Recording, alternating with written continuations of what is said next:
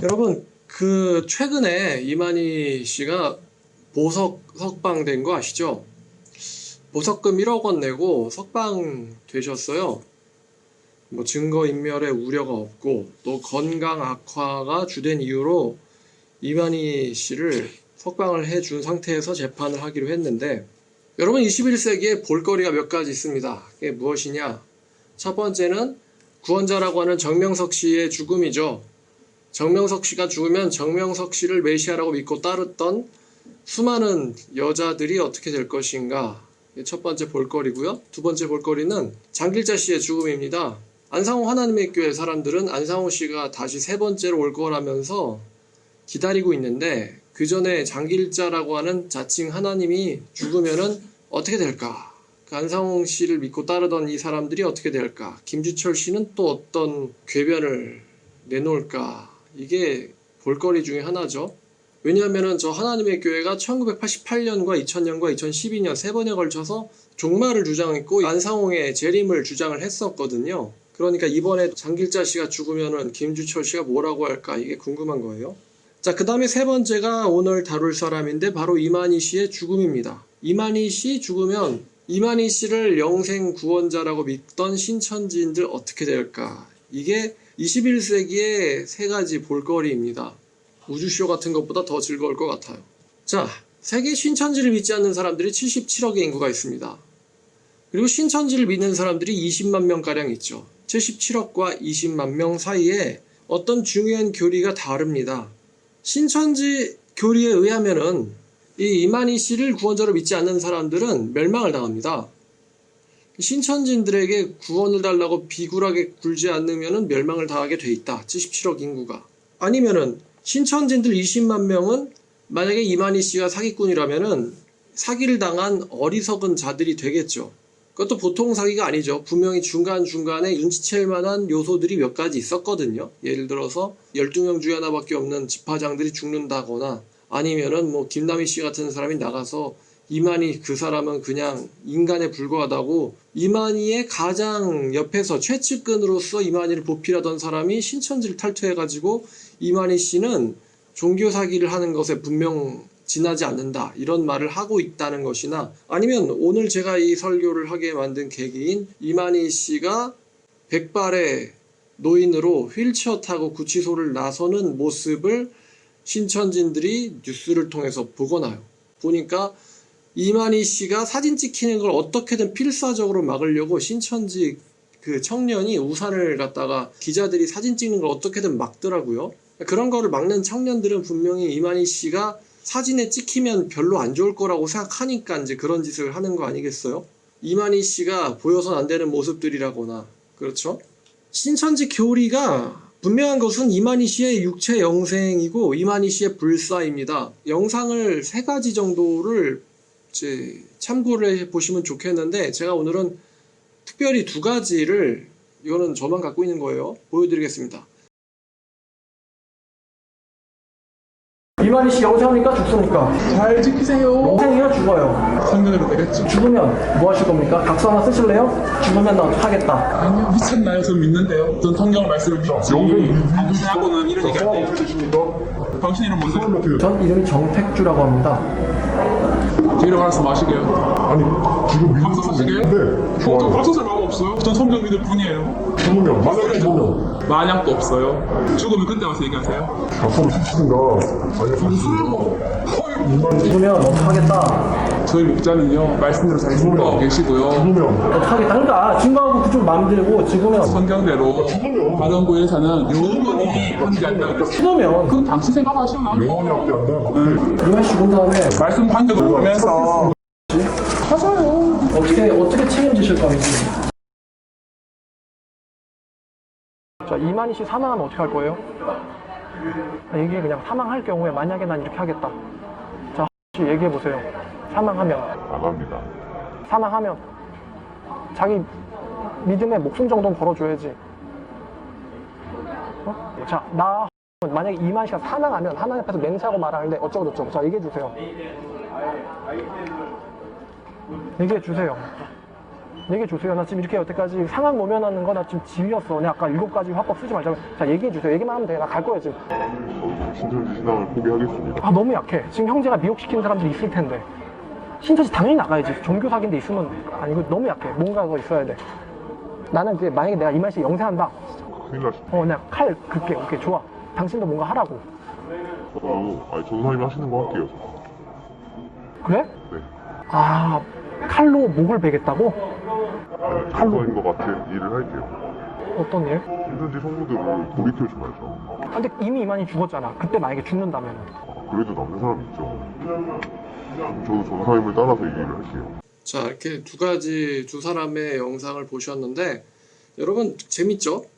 제가 이만희 씨 죽으면 어떡할 거냐, 책임질 거냐, 각서 쓸 거냐, 그랬더니, 미쳤냐, 돌았냐, 내가 각서를 왜 쓰냐. 나는 각서 안 쓸 거다. 재밌잖아요. 자기 인생을 걸고는 신천지 강사가 됐는데, 이만희 씨가 사기꾼이면 책임질 거냐, 그랬더니, 죽어도 책임 못 진다고, 미쳤냐고, 내가 왜 책임을 져야 되냐고, 이렇게 말하는 게 사실 신천지 강사들이죠. 절대 안 죽지만 책임은 내가 질 수 없다. 또 두 번째 나온 강사도 마찬가지입니다. 이만희 죽으면 어떻게 할 거냐 그랬더니 대답을 못하죠. 뭐 손가락이라도 하나 걸까 그랬더니 걸겠다는 말을 못하죠. 참 이거 보면서 좀 뭐랄까 추잡하다고 할까요? 느낌이. 자기 인생은 물론이거니와 남의 인생도 저 사람들이 알아요. 신천지에서 이게 만약에 사기라면 자기들이 망한 거라는 걸 저 사람들도 압니다. 그러니까 이제 각서를 못 쓰는 거죠. 근데 자기만 빠질 뿐 아니라 남들도 빠뜨리면서 거기에 대해서 책임은 질 거냐 그랬더니 책임을 못 진다. 인생은 걸지만 책임 못 진다라는 저런 게 사실 신천지 강사들의 본심인 것 같습니다. 아마 대부분의 신천지인들이 저런 수준의 인격을 갖고 있을 거예요. 그러니까 책임감이 정말로 없다는 거죠. 이 사람들 특징은 절대 책임을 못 진다는 겁니다.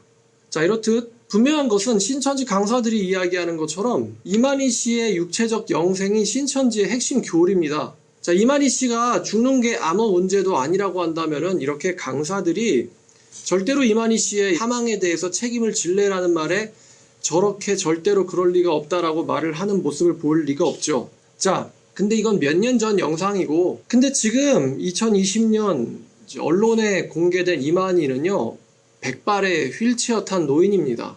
백발의 휠체어 탄 노인이라는 것이죠. 검은색 흑발의 머리로 걸어다니는 그런 모습이 아니라 잘 보면은 모발도 그렇고 색깔도 그렇고 이만희 씨는 영락없는 90세 할아버지에 지나지 않습니다.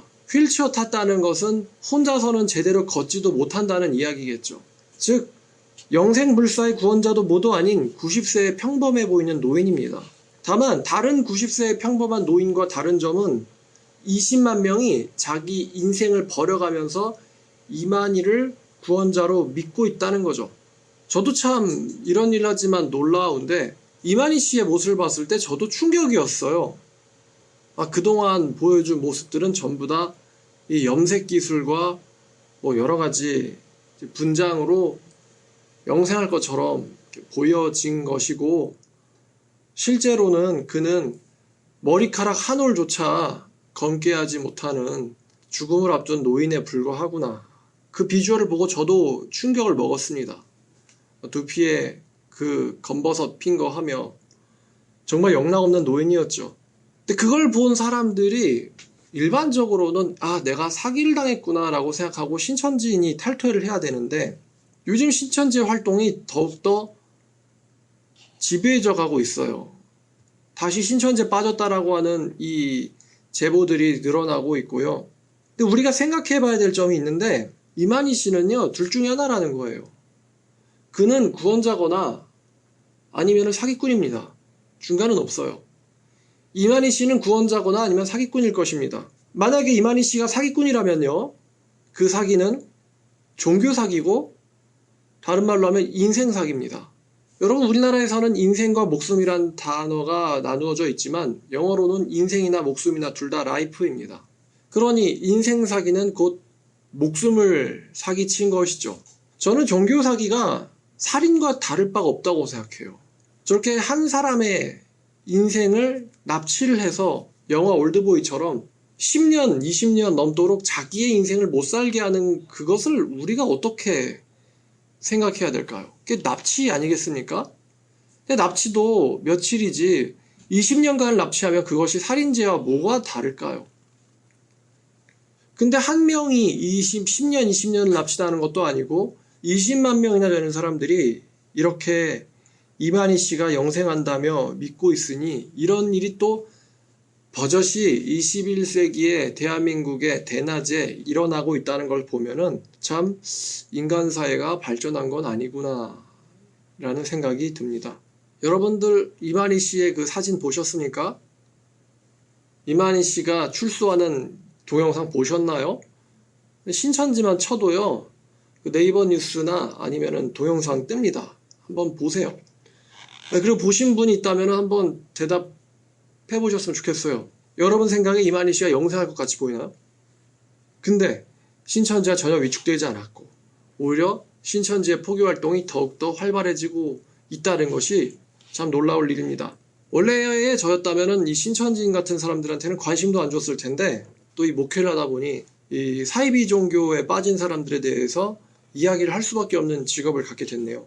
그래서 이 관심도 없었을 사이비 종교 피해자들한테 관심을 갖게 됐고 또 그들을 통해서 이 일이 이만희 씨의 이 일이 우리 한국 교회와 또 한국 사회에 어떤 심리학 공부가 될 거라는 생각이 들었어요. 인간 심리를 깨닫게 되는 좋은 사례가 될 것 같다는 생각이 들었습니다. 여러분 어떻게 사람이 이렇게 어리석을 수가 있을까요? 한 번도 아니고 한 순간도 아니고 몇 년 혹은 몇십 년 동안을 생각할 수 있는 따져볼 수 있는 기회가 있었음에도 불구하고 또 이건 분명 아니라고 하는 명백한 정보들이 주어지고 있음에도 불구하고 예를 들어 이만희 씨가 수술을 받았다거나요. 아니 영생할 사람이 왜 수술을 받아야 되죠? 수술이라는 게 연명을 하려고 받는 거 아닙니까? 근데 그럼에도 불구하고 탈퇴하는 것이 아니고 오히려 저렇게 이만희 씨를 두둔하고 신천지 댓글 보니까요. 여론조작 이렇게 하더라고요. 90세에 가까운 노인을 구속하는 것은 부당했다. 애당초 구속받을 만한 죄도 없었다. 뭐 이런 식의 댓글을 신천지인들이 집단적으로 달고 있더라고요. 아니 영생할 거라고 절대 안 죽는다고 소리 빽빽 할 땐 언제고 댓글을 달 때는 90세 노인을 구속하는 건 너무했다. 법원이 너무한 판결을 내렸다. 이제라도 풀어줘서 다행이다. 뭐 이런 댓글을 집단적으로 다는 걸 보니까 도대체 저 사람들 뇌구조가 어떻게 되어 있는 걸까? 어떻게 저렇게 행동하고 저렇게 생각하고 저런 인생을 살 수 있을까? 정말 한 번뿐인 인생 버러지같이 살래도 저렇게 살기 힘들 텐데 어떻게 저렇게 살 수 있을까? 라는 생각을 저도 했고 아마 여러분들도 할 것 같아요. 판사가 풀어줄 때 뭐라 그랬어요? 건강 악화 우려로 풀어준다면서요. 그죠? 또 이만희 씨가 구속됐을 때 뭐라고 했어요? 너무 고통스러워서 죽고 싶다고 했잖아요. 차라리 죽는 게 낫겠다. 영생할 사람이 고통스럽다니, 아파서 죽을 것 같다니, 그런 말을 보면은 정신을 번쩍 차려야 되는 거 아닙니까? 강사는 절대 안 죽는다 그러고 이만희 씨는 죽을 것 같다 그러고 웃기잖아요 이것이. 근데 그냥 이렇게 말만 보면 웃기지만 20만 명이 이 사람을 인생을 걸고 구원자라고 믿고 있다는 그 사실 알면 이건 웃긴 일이 아니라 소름이 끼치는 일이고 무서운 일입니다. 기이한 일이기도 하죠. 어떻게 이렇게 집단적으로 이상한 현상을 볼 수 있는지 국민들과 함께 이야기해보고 싶다. 이게 바로 오늘 설교의 주제예요. 성경은 말이죠. 인간을 죄인이라고 합니다. 그리고 그 죄인이라는 것에 대해서 성경이 좀 구체적인 기술을 하고 있습니다. 로마서 3장을 보면요. 로마서 3장도 이 신천진들의 심리를 비슷하게 잘 다루고 있어요. 로마서 3장 10절을 보겠습니다. 로마서 3장 10절을 보니까 의인이 없을 때 하나도 없다라고 가르쳤어요. 사도 바울이. 또 1장을 보면요. 자, 1장 19절과 21절을 보니까 그 사람들 안에 하나님을 알만한 것이 보여졌다라고 합니다. 21절을 보니까 하나님을 그 사람들이 알되 라고 말을 합니다. 하나님을 알되 그러나 하나님에게 영광을 돌리지 않았다라고 바울이 말하고 있어요. 28절부터 보면요. 그들이 하나님을 알되, 자 21절에 하나님을 알되 28절에 그러나 그들이 마음에 하나님 두기를 싫어한다라고 말합니다. 단어를 조금 바꾸면은 그들이 진리가 무엇인지를 알되 진리를 마음속에 두기를 싫어한다라고 볼 수도 있겠죠. 또 말을 또 바꾸면 신천지가 틀렸다는 것을 알지만 신천지가 틀렸다라는 것을 마음속에 두기를 싫어한다. 이렇게 볼 수도 있을 것입니다. 이게 모순됩니다. 하나님을 알되 하나님 두기를 싫어한다. 마치 신은 안 믿지만 귀신은 무서워하는 것 같은 거거든요. 하나님을 두기를 싫어하되 하나님께서 그들을 상실한 마음대로 내버려둬서 합당치 못한 일을 하게 하셨으니 곧 모든 불의와 추악과 탐욕과 악의가 가득한 자요 시기살인 분쟁 사기 악독이 가득한 자요 수군수군하는 자요 비방하는 자요 하나님께서 미워하시는 자요 능욕하는 자요 교만한 자요 자랑하는 자요 악을 도모하는 자요 부모를 거역하는 자요 우매한 자요 배약하는 자요 무정한 자요 무자비한 자라. 자 32절을 보니까 그들은 이 같은 일을 행하는 자가 사형에 해당한다는 하나님의 정하심을 알고도 참 아이러니합니다. 이 같은 일을 행하는 자는 비진리에 빠진 자는 사이비 종교에 빠진 자는 사형에 해당한다라는 하나님의 정하심을 알고도 자기들만 빠질 뿐 아니라 또한 그렇게 빠지게 하는 자들을 옳다 여기느니라. 조금 바꾸면 이렇게 읽을 수 있겠죠. 자기들의 인생의 끝이 사형에 해당한다는 것을 알고도 자기들만 그렇게 행동하는 게 아니라 그렇게 행동하는 사람들을 옳다 여긴다. 이 말이 안 되는 강사나 신자들의 심리를 성경 말씀이 잘 묘사를 하고 있습니다. 심지어 어떤 사람들은요, 신천지나 아니면 통일교 같은 이런 종교에 몸담고 있다가 인생이 망하는 사람들을 제가 몇 번 봤어요. 뭐 부모가 자살하는 사람도 있고 본인이 자살하는 사람도 있고요. 신천지인에게 살해당한 사람도 있고요. 그 사람 살해해가지고 감옥 간 신천지인도 있습니다. 다 신천지가 연루된 일들이었죠. 그렇게 자기가 망하고 또 탈퇴하고 나서도 왜 자기 인생이 이렇게 망했는지를 깨닫지 못하는 사람들이 참 많아요. 잠언 4장 19절에 악인의 길은 어둠 같아서 그가 걸려 넘어져도 그것이 무엇인지 깨닫지 못하느니라. 다시 말하면 악인은 혹은 어리석은 자는 자기가 망해도 왜 망했는지를 깨닫지 못한다라는 말입니다. 자기가 망해도 왜 망했는지를 깨닫지 못한다. 또 7장을 가보면요. 성경에선 종종 이단을 음녀로도 표현을 합니다. 요한계시록에도 이 음녀가 이단이거든요. 근데 7장 25절부터 27절까지를 보니까 자, 네 마음의 음녀의 길로 치우치지 말며 그 길에 미혹되지 말라. 이단에게 해당하는 말이겠죠. 미혹되지 마라. 대저 그가 많은 사람을 상하여 엎드려지게 하였나니 그에게는 죽은 자가 허다하니라. 그러니까 이제 좀 바꿔 말하면 사이비 종교 믿다가 폐가망신하고 자살하고 죽은 사람들이 한둘이겠습니까? 여태까지? 폐가망신하고 죽은 사람들이 한둘이 아니고 그 조직 때문에 자기 인생이 파탄난 사람들이 한둘이 아닌데 그런데도 불구하고 많은 사람들이 거기를 가요. 마지막 절 보니까 그의 집은 스올의 길이라. 스올은 지옥이에요. 그의 집은 죽음과 지옥의 길이라 사망의 방으로 내려가느니라. 많은 사람들이 빠졌고 그럼에도 불구하고 지금 빠져가고 있어요. 그리고 또 잠언 30장을 보면 세상에 만족이 없는 게 몇 가지가 있는데 30장 15, 16절에요.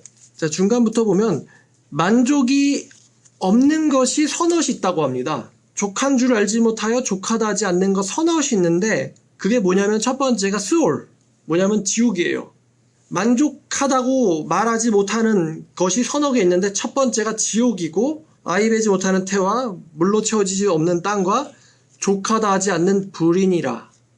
이 지옥과 불이 만족을 모르는 겁니다.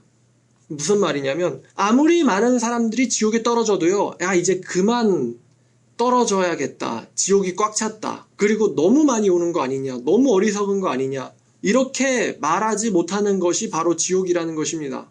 그러니까 셀 수 없는 사람들이 어리석음을 반복하면서 지옥에 빠져도 지옥은 만족한다라고 말하지 않는 곳이라는 것이죠. 지옥을 의인화했어요. 만족이 없는 지옥.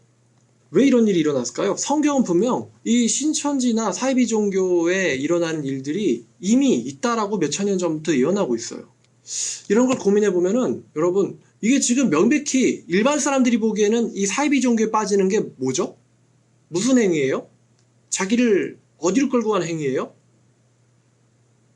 지옥으로 죽음으로 끌고 가는 행위죠? 이렇게 사회가 어려운데 몇십 년 동안 저 노인을 영생한다고 믿으면은 자기 인생이 어떻게 되겠어요? 다시 말하면 명백히 자살행위거든요. 근데 저런 자살행위가 일반적인 이 자연 생태계에서 일어나나?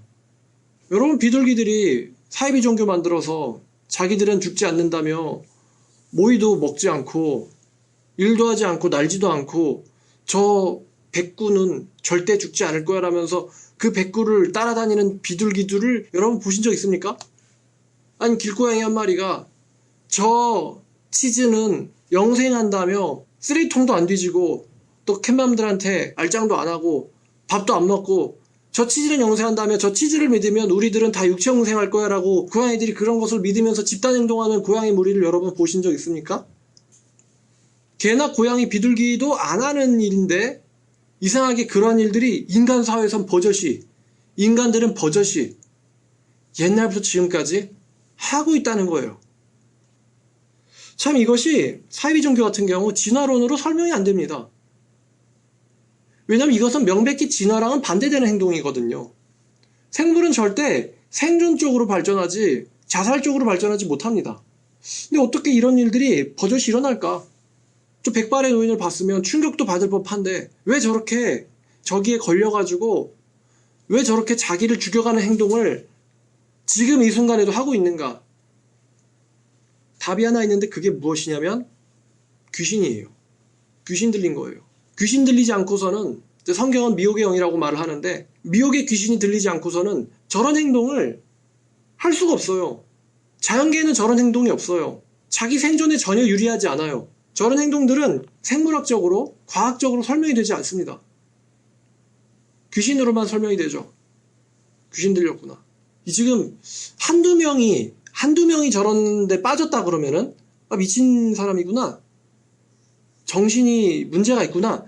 이렇게 생각을 하면 되는데 여러분 수십만 명이 빠졌다는 거는 그거는 미친 행동이라고 할 수 없습니다. 수십만 명이 빠져 있다는 것은 미친 행동이라는 것이 아니라 이거는 뭔가 있는 거죠.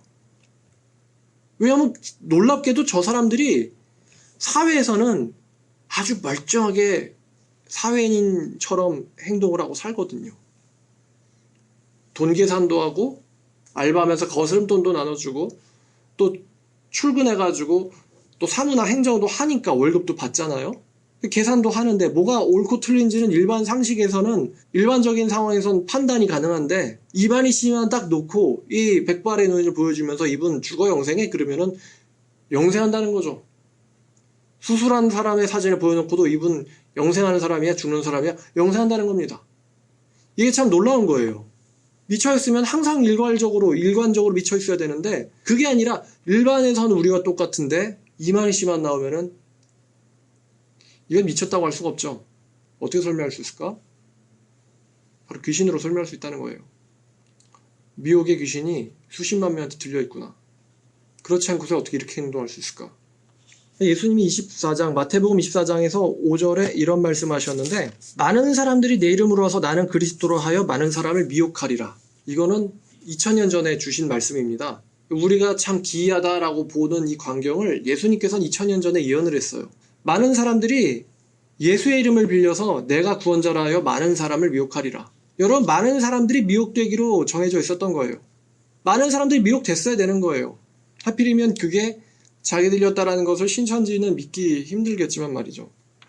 사도 베드로도 이 사람들이 원래부터 그렇게 되기로 정해진 사람들이라고 이야기를 해요. 베드로 후서 2장을 보면요. 2장 12절을 보면 베드로후서 2장 12절에 그러나 이 사람들은 본래 잡혀 죽기 위하여 난 이상 없는 짐승 같아서 그 알지 못하는 것을 비방하고 그들의 멸망 가운데서 멸망을 당하며 이런 말씀이 있어요. 그들은 원래부터 잡혀 죽기 위하여 난 이상 없는 짐승 같다 라고 베드로가 말을 합니다. 원래부터 잡혀 죽기 위하여 난 이상 없는 짐승 같다 라고 베드로가 묘사를 해요.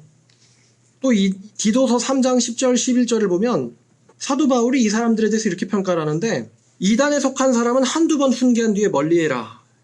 네가 아는 바와 같이 이러한 사람들은 부패하여 스스로를 정죄한 자로서 죄를 짓느니라. 여기서도 이 아이러니함이 나오죠. 스스로를 정죄한 자로서 죄를 짓느니라라고 합니다. 본인이 본인을 망쳐놨다는 말을 바울이 하고 있어요. 그리고 그것을 그렇게 어리석은 이성 없는 짐승 같다는 것을 사도 바울이 말합니다. 너도 알고 있거니와. 그리고 이 사람들이 뭐 했냐면은 부패했다고 합니다. 여러분 부패란 단어 아시죠? 쉬운 말로 바꾸면 썩었다는 것이죠. 뭐가 부패했냐? 바로 자기의 마음이 부패했다는 것입니다. 마음이 썩어 있어서 스스로가 죄를 지어서 정죄를 당한다. 이렇게 성경은 말하고 있어요. 자, 제가 나누고 싶은 건 이건데 지금 수십만 명이나 되는 사람들이 어떻게 될까가 우리의 몇 년 미래에 지금 정해져 있거든요. 그러니까 볼거리예요. 한두 명이 해도 그것이 참 볼거리가 될 텐데 한두 명도 아닌 수십만 명이 자기 인생을 걸고는 야, 저 사람은 분명 영생한다라고 자기의 목숨을 안 걸지만 하여튼 자기의 인생을 걸고는 저렇게 빡빡 주장을 하니까 볼거리잖아요. 우리가 보기에는 죽을 게 뻔한데 영생한다고 자기의 인생을 걸고는 빡빡 말을 하고 있으니 보통 일이 아니죠. 수십만 명의 인생이 왔다 갔다 하는 것인데. 근데 제가 이 신천지들을 보면서 무엇을 느꼈냐면 이 사람들과 사실은 일반적인 사람들이 별반 다르지는 않을 수 있다는 것이죠. 많은 사람들이요. 나는 사이비 중개에 빠지는 사람들과는 달라. 이렇게 말을 하겠죠. 저 사람들은 어리석은 사람들이고 나는 달라라고 말을 하겠지만서도요. 근데 막상 제가 사이비 종교에 관련해서 일을 하다 보면요. 여기에 빠지는 사람들이 일반적인 사람들과 다른 게 전혀 없다는 것입니다. 이 사람들도 멀쩡하게 초중고등학교 나오고 멀쩡하게 대학 나오고 멀쩡하게 직장 다니고요. 멀쩡하게 결혼 생활 하다가 갑자기 이렇게 되는 거예요. 멀쩡하게 애들을 낳고 애들을 또 대학교까지 다 보내고는 갑자기 이렇게 되는 겁니다. 그러니까 이 사람들이 뭔가가 특이한 점이 있어서 문제가 있어가지고 부족한 점이나 어리석은 점이 있었는데 그게 드디어 이렇게 발현이 된 것이 아니라 우리가 보는 일반적인 사람들과 똑같다는 거예요. 신천지인들이 일반 사회에 쉽게 녹아있을 수 있다는 것은 다른 말로 하면요. 여러분들과 그 사람들이 별반 다를 게 없다는 말도 됩니다. 우리 안에서 똑같이 의사소통하면서 똑같은 삶을 살고 있거든요. 사람들은 저 사람들과 나는 달라라고 생각하지만 말이죠.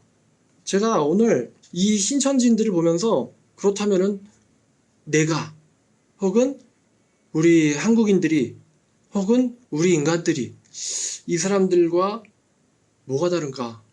아니면 나라고 해서 이런 사람들이 되지 말란 법은 없지 않는가라는 생각을 한번 하면은 이 일이 그냥 단순히 20만 명의 인생 망치는 쇼가 아니라 이 일이 여러분들의 무슨 어떤 소스가 될 것 같아요. 귀한 걸 깨닫게 하는 소스가 될 것 같습니다.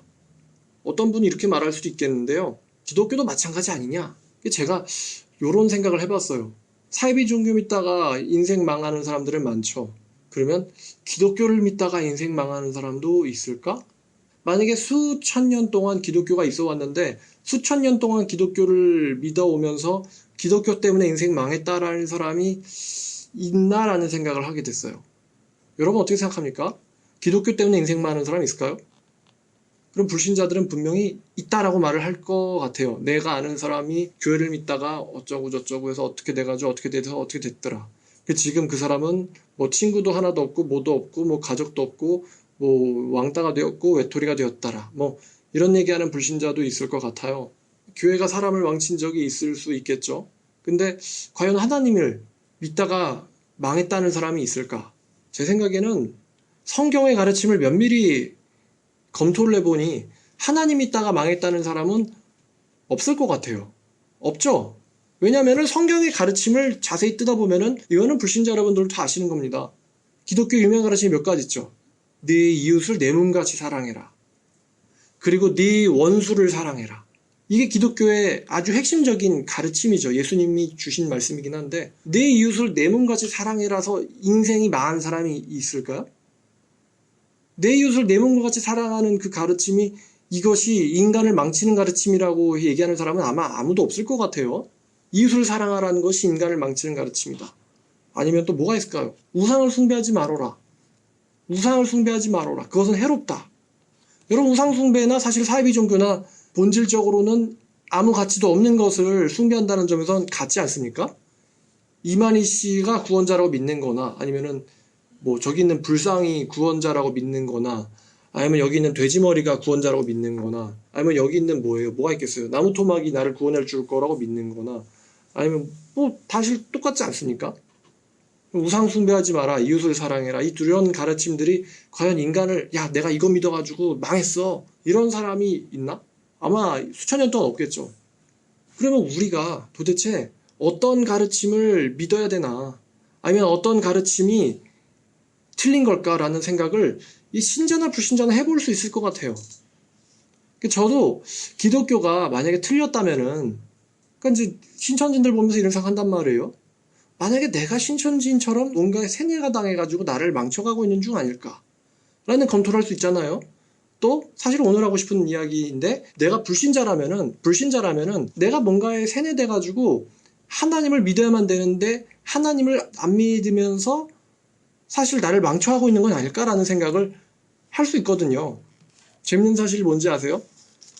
무신론자들도 자기 가족이 사이비 종교에 빠지면요, 목사한테 도와달라고 구걸한다는 거예요. 재밌지 않습니까? 그렇다는 거는 무신론자들도 뭐를 아냐?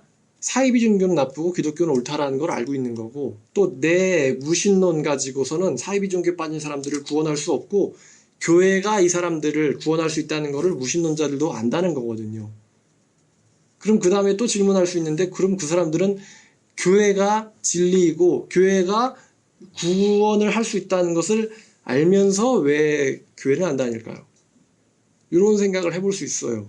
우리가 신천지들 보면서 야 쟤네 진짜 바보야 라고 이야기할 수 있겠지만, 사실 나 자신이 그렇다고도 할 수 있지 않을까요?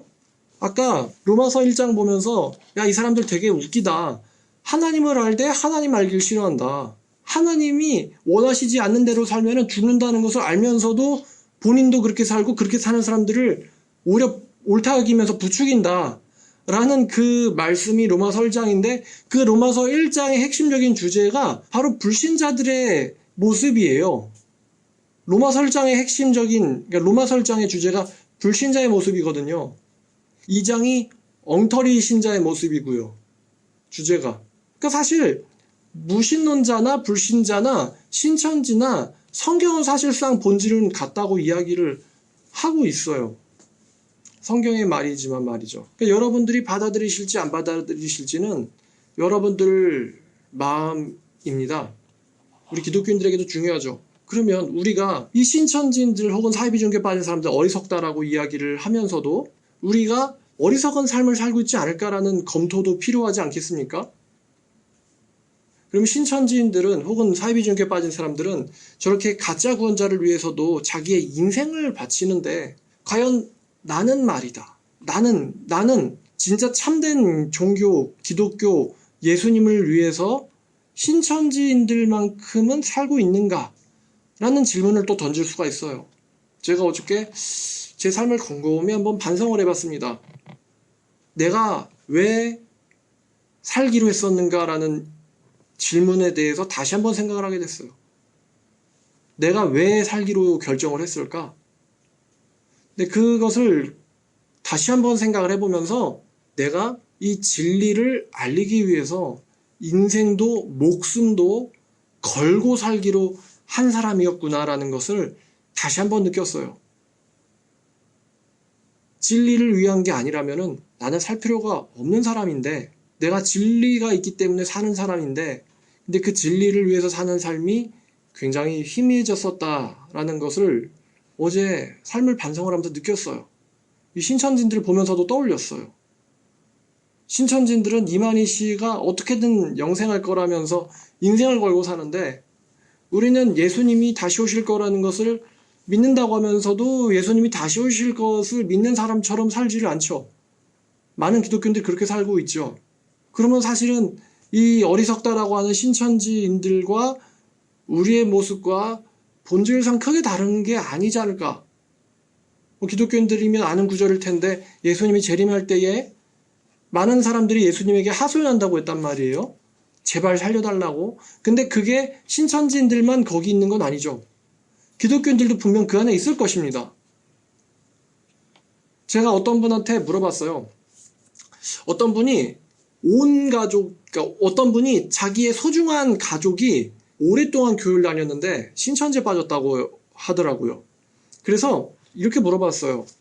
신천지에 빠지는 가족이 그 사람이 특별히 뭔가가 모질하거나 아니면은 바보거나 아니면 그 사람이 성경을 당신보다 모르거나 아니면은 당신보다 신앙생활을 덜 열심히 했거나 아니면 당신과는 다르게 굉장히 악독하고 악하고 어리석은 사람이거나 그렇진 않을 거 아니에요. 그러니까, 왜 그럼 저렇게 빠졌느냐? 아까 잡혀 죽기 위해서 난 이상 없는 짐승 같다라는 말씀을 떠올리면서 제가 이런 질문했어요. 왜 이런 일이 당신에게 생겼겠느냐? 질문을 하나 할 건데, 목숨 걸고 예수님 위해서 살았다고 이야기할 수 있습니까? 그러니까 당신의 인생이 목숨 걸고 나는 예수를 위해서 살았는데 왜 이런 일이 내 주변에서 일어났지? 당신이 정말 목숨 걸고 예수를 위해서 살았다라고 이야기할 수 있습니까? 그랬더니 그 사람이요, 이렇게 대답하더라고요. 당연히 그건 아니죠. 당연히 그건 아니죠. 그래서 제가 이렇게 말했어요. 아니 그러면은 신천진보다도 신앙생활도 덜 열심히 하고 신천진들보다도 성경도 잘 모르고 신천진들보다도 더 열정적으로 자기가 믿는 바를 위해 살지 않으면서 신천지는 잘못됐으니까 나는 도움을 받아야 된다고, 나를 도와달라고 이렇게 말하는 게 하나님 앞에서는 좀 부끄럽지 않을까요? 그랬더니 그건 맞죠 하면서 말을 못 하더라고요. 그 뒤로 더 이상. 여러분이 믿는 바는 무엇입니까? 여러분이 믿는 바를 위해서 일관적으로 여러분들은 삶을 살고 계십니까? 여러분들이 믿는 바가 정말로 올바른 것인지 여러분들 철저하게 검토를 하셨습니까? 여러분들이 믿는 바를 위해서 여러분들의 인생을 걸 수 있습니까? 여러분들의 목숨을 걸 수 있습니까? 여러분들의 재산을, 모든 것을 걸 수 있습니까? 그런 것을 걸 수 있는 사람처럼 믿고 계십니까? 그런 인생을 살고 계십니까? 아니면 그냥 정말 이 웃긴 강사들처럼 믿긴 하지만 아무것도 걸지 않겠다, 이런 뜨뜻미지근한 인생을 여러분들 살고 계십니까? 분명히 이 일들은, 수많은 사람들의 생명을 걸고 벌어지는 이 일들은 하나님께서 우리에게 뭔가를 경각시켜 주시는 일입니다. 내가 믿는 것이 정말로 올바른지, 이 사람들처럼 어리석은 거에 빠져가지고 자기를 못 보고 있지는 않는지, 그리고 또 나는 내가 믿는 것이 옳다며 그것을 걸고 확신하고 살 수 있는지 한번 검토를 해봐야 됩니다. 자, 오늘 말씀 여기까지 하겠습니다. 신천진들 지옥 간다고 재밌게 즐기고 웃으면서 여러분들도 지옥 가면 안 될 거예요. 그죠?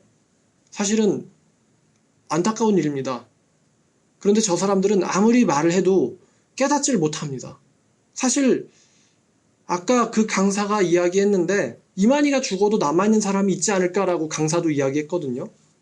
이만희가 죽으면 그 자체가 완전 사기고 한 명도 신천지 안에 남아있으면 안 된다는 것이 그래야 되는데 죽어도 남아있을 사람이 있다고 그 강사도 이야기했어요.